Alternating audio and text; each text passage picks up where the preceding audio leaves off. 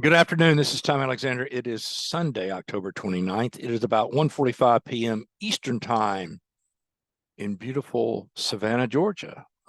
We are in Savannah for the next month. That's why you see a different background here. Um, a few things off the cuff, general comments about the current market situation. We are obviously from a geopolitical perspective, we are in a period of turmoil, uncertainty, potential war on several different fronts. And I don't want to say anything that dismisses the severity of those events, but from a trading perspective, frankly, at this point, it's pretty much business as usual. I have been trading for 38 plus years. I have seen this several times in the past.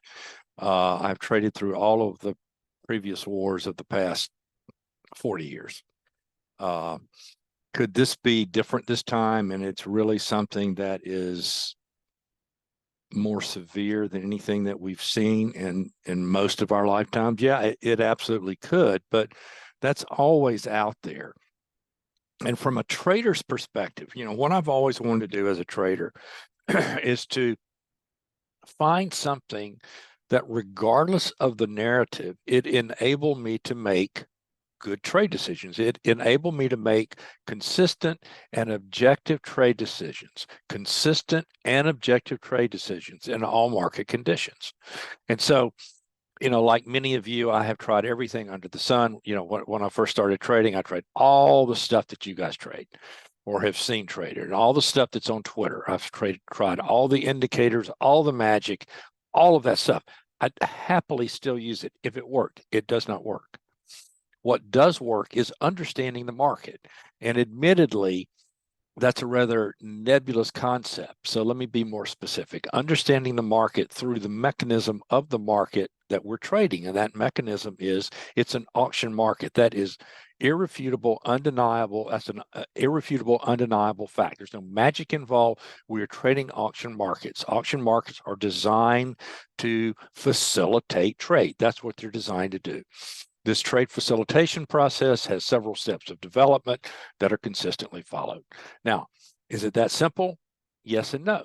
It is that simple. You can see it quite often very clearly, and you can always see it in one time frame or another.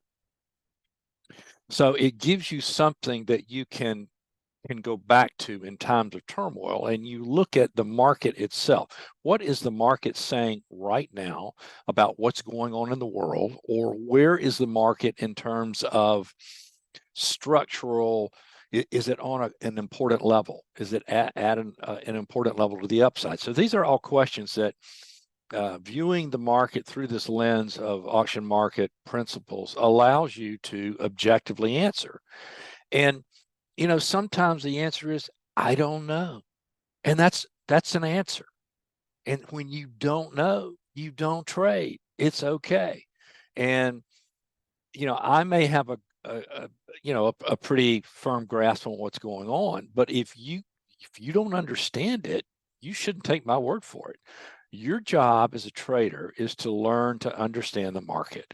And it's not something you can get entirely from a book. A lot of it has to do with experience. I'm sorry, but trading is like every other endeavor in life. I don't care what endeavor it is, whether it's teaching or law or medicine or business or anything else. There is a certain element of experience that is involved. And until you have that experience, you're missing a component, and it's not something that you all of a sudden a switch goes on and then you know everything. That's not the way it works. Okay, so where are we? Well, we're at interesting junctures in the market from a structural and a technical perspective that would suggest we are at really important inflection points, and we should all be alert for the proverbial sharp move. It could be down, we could crash, I don't know, or it could be straight up for 3% over 2 days. And I'm saying this from the perspective, again, from a structural auction market perspective. So let's take a look at the charts, and maybe I can be a little bit clear with what I'm seeing and how I'm reaching that conclusion.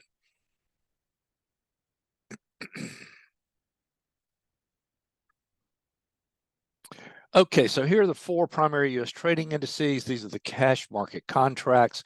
We'll start with the SPX. A few obvious things. We're below the 200-day moving average. Why is that important? Well, it's watched by everybody. That's the reason it's important.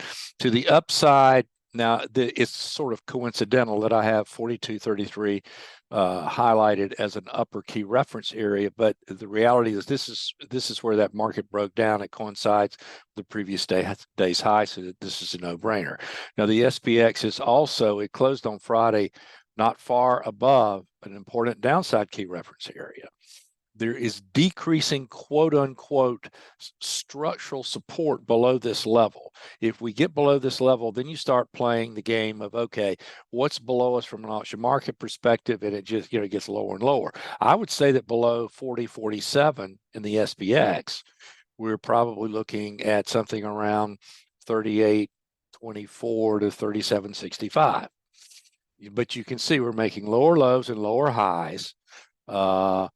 We're at a level in the SPX that has the potential from a structural perspective of providing support.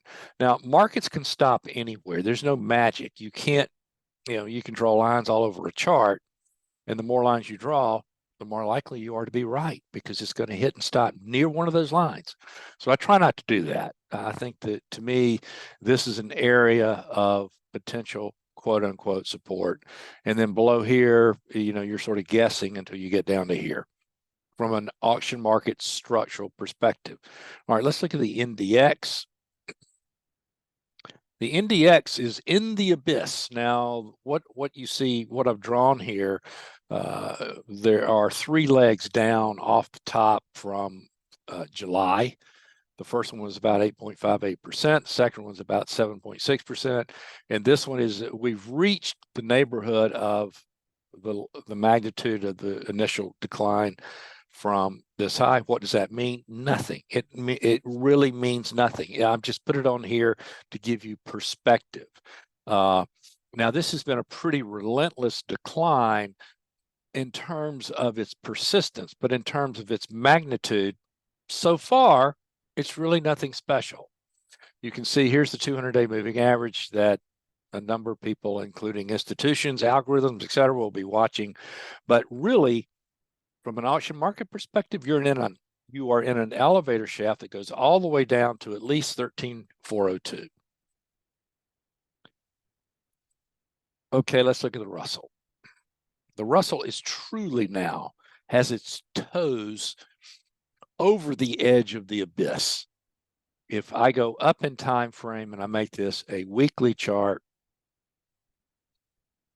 here you go. I mean, below here, then it gets really iffy.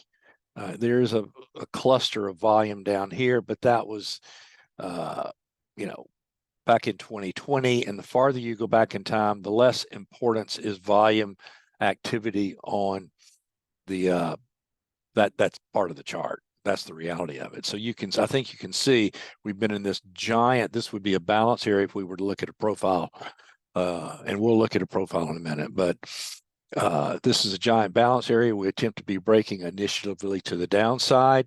So you have to respect this. Now, could this fail? Absolutely, it could fail. If the Russell were to reverse next week and close above about, what's this high? 1787, high 1780s. Okay, that would be bullish. That could be potentially quite bullish. But is the market going to stop here on a dime? We shall see. All right, let's look at the Dow.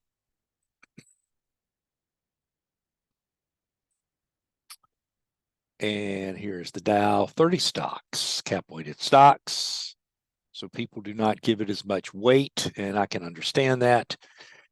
It's in the middle of nowhere. The next obvious level from an auction market perspective is down here, 31,778 to 31,408. By the way, these charts are posted on the website. Go to alexandertrading.com, look under weekly update. Also, I periodically send out updates through email. It's a free list. If you want on that list, send me an email to tom@alexandertrading.com. Say, please put me on the list. I'll put you on the list. I don't sell lists.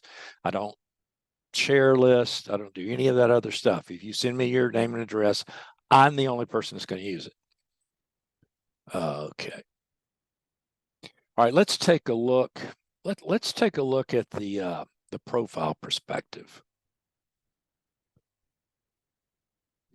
And again, there is nothing magic about market profile. You know, if you're on Twitter, you have all these people that have all these profiles up there with colors and volume histograms and special nomenclature, and that's not the market profile was intended to display the auction process, nothing more, nothing less. And it does that very elegantly. You don't need a bunch of crap and colors on your screen to use market profile. I have been working with market profile almost since the very beginning of market profile, since Stettlemyre initially posited the concept. Market profile has sort of evolved over the years. It was initially positive as something that was predictive. Stettlemyre got away from that. Then the internet entrepreneur crowd grabbed it and created it and tried to make it into something magic, which is, what that crowd all does with everything. But we've sort of come full circle now, and market profile should be used to help identify market condition, the condition of an auction market. Okay, enough of my lecture. So where are we? This is a daily profile, meaning each one of these profile units is 1 month of trade. Each letter is 1 day of trade. So the October auction is almost complete. Now, we've had this big extension in the range of the market, and you can see this is a volume node down here on the horizontal scale. This is that same area that I pointed out on the bar chart. We're sort of in it now, and then below there you've got this 40, 44, 39, 81 area. Now let's take a closer look. Okay, let's take a different look. Let's go out in time framing. Let's go weekly. Okay, so these are intermediate term auctions, meaning each letter is 1 week of trade. Now you can see here we're into some volume, and then here's a larger volume node here. But this is not a complete structure. So we're about to complete. Well, we've just started the third quarter. We're October, November, December. That will be this structure. So this is the October portion of it. Now it's likely, and we're already well on our way to extending the range of this auction. Let me split it out. So now essentially what you have is a weekly bar chart, but each letter represents 1 bar. And from here to here, this is vertical development. This is 1 phase of development. What this will eventually truncate into is a structure that has a more pronounced volume node. It could be in the middle of the range. It could be lower. Again, this is a very immature auction when you're defining it chronologically through the quarterly time frame. But could it stop here and rotate back up? Yes, it could. Now, I have a couple of paths outlined, and that you can go to the website. You can look at that chart. Okay, let's look at the technical situation. Now, what do I follow technically? Something very simple. For the stock indices, I use NYSE data, and specifically NYSE advancing and declining issues. The red line you see here is a 10-day, 10-period moving average of NYSE advancing issues. The green is a 5-period moving average of advancing issues. And the blue is breadth. Blue is NYSE closing breadth. And you can see, and I've been talking about this now for a couple of weeks, actually for longer than that. We reached an extreme from where you typically get good bounces, even in bear trends. Way back on at the beginning of October, we did get a really good bounce. Well, now we're revisiting that area. There's a subtle divergence here. I don't know what to make of that. It doesn't really matter. We'll see. But this has been a level from where we have bounced consistently, really for the past 2 or 3 years. Now, it doesn't always work that way. Let me go back to, and it's very, very important always to use price action and not to lean on anything outside of price action itself And this is a very, very consistent, quote unquote, indicator. Now, however, there are times where, you know, I call where this is right now, the 10-day at an extreme, but this was 2020, and this is where the market crossed where we are now, and eventually the market went a whole lot lower. Now, I'm not going to get into a lot of detail about what happened in here and how Brett could have helped you. It could have, but the point of what I want to say right now is that just because we are at an extreme here doesn't mean, even if we get a bounce soon, that it can't go a lot lower, because it most certainly can, and you have to be alert for that. But again, what is the price action that we would be looking for here to say, okay, we're off to the races? Pardon me. Well, the first thing you look at when a market is in a trend, you look at the previous day or second day backs extremes. In other words, in a downtrend, you're looking at the previous days and 2-day back high. So in this particular instance, we'd be looking Monday at Friday's high. If all 4 of the indices close Monday above Friday's cash session high, that is an initial signal that a short-term low, at least a short-term low, and perhaps an even more important low, could be in place. So, you know, if you're wondering if this is a low, if it's not a low, always let the market do something that through its own action gives you some objective reason to fit that your idea, your gut feel, your narrative, whatever you want to call it, is correct. And in this particular instance, what has to happen, in my opinion, is you have to see all 4 of the indices close above Friday's cash session highs. And then you have something objective against which you can trade to the long side, which would be the low prior to that, whatever low, whether that low was made Monday, we get a big reversal, or whether we go straight down, and then you have to readjust each day to the previous day's high. That's where we are. Okay, guys, I hope you found this helpful. If you did, please like the video. Please subscribe to the channel. You guys have a wonderful week, and I will speak with you again soon.